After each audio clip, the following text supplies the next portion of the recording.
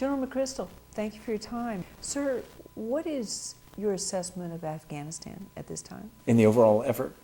I think we're doing very well. I think we are changing the attitude of the Afghan people. That's incomplete at this point. And in reality, when I published the initial assessment last summer, one of the things we talked about was a crisis of confidence. And that crisis of confidence was on the part of the Afghan people in their government, in their security, in their fear of the insurgency. In us.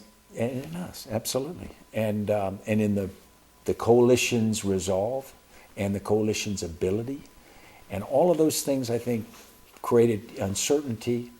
And that, of course, is the greatest challenge we had here. So what we're trying to do now is increase their confidence in us and their confidence in their government. But you can't do that through smoke and mirrors. You have to do that through real things you do, because they've been through 31 years of war now. They've seen so much. They're not going to be beguiled by a message. They're only going to be beguiled by what they see and what they learn that they can believe in. How do you get them to trust us and still fight a war without civilian casualties? Well, first off, you need to think of every civilian casualty as a person and never throw them into numbers, because suddenly it takes on a texture that's very important. If we were in our own country and we had civilians killed by an accident, a training accident, or something that we thought mistakes were made, we would be first saddened, but then we'd be very interested in finding out why that occurred and what was going to prevent that in the future. And we see that. The Afghan people are really no different. They've just been through so much that sometimes people can say, well, the Afghans have seen people being killed and we're fighting a war, and that just happens in war. But this is families. This is fathers, mothers, children. And so we need to see it through their eyes. We also need to understand that they have an extraordinary belief in our capacity to do certain things. They believe that our intelligence is incredibly impressive. They believe that our targeting is incredibly precise, and we reinforced that in 2001. Since then, when they see us make a mistake, they immediately question, well, if your intelligence is as good as we know it is, and your precision is as good as you have demonstrated, then if you hit civilians, that must have been intentional. And it's very difficult to convince them that mistakes are still made, and that we are in fact apologetic for the fact that we are human and we do make mistakes. We also need to convince them that over 8 years, when they see mistake after mistake, for them it gets cumulative. They go, when will you learn?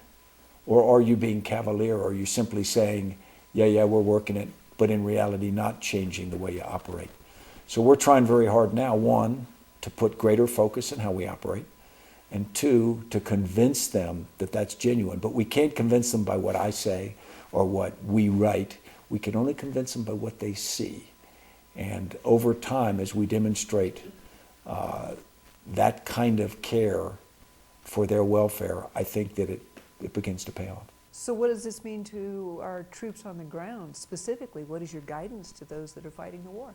Well, it means an extraordinary amount, because if you are a young service member on the ground from any of our nations or Afghan, it means that although you absolutely still have the right and responsibility to use whatever assets you need to protect yourself and your comrades, when that's not the near-term requirement, when in fact there's a target that can be engaged and judgments allowed, and you're not doing it to save your life that moment, then I ask them to look at the wider picture and realize that when all is said and done, our security and our success is going to come from the Afghan people.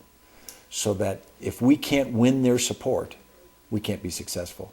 So every action we take to potentially use weapons has to be put in that context. Let me just describe how it might be. If an Afghan civilian is in an area that we are going to establish security in, and the Taliban come in and fire from their compound, and if we need to protect ourselves that moment, obviously we do what we must. But if we don't, and yet we respond with fires that damage the compound or level it, or in fact level it and kill family members in there, it's very tough for the family members to be thankful for the liberation we just gave them. I have read reports recently that indicate that there are some people who don't want to be liberated from the Taliban.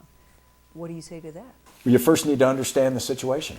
You need to understand that the Taliban came in 1994, and in many cases they came in response to malign governance and corruption, and they came in response to things that the people very much hated.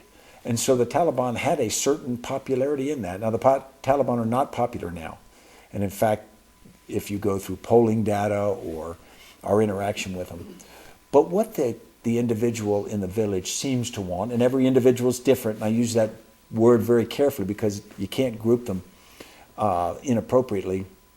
They want a chance to live a life. They want a chance to make a living. They want a chance to practice their culture. They don't want it imposed on them.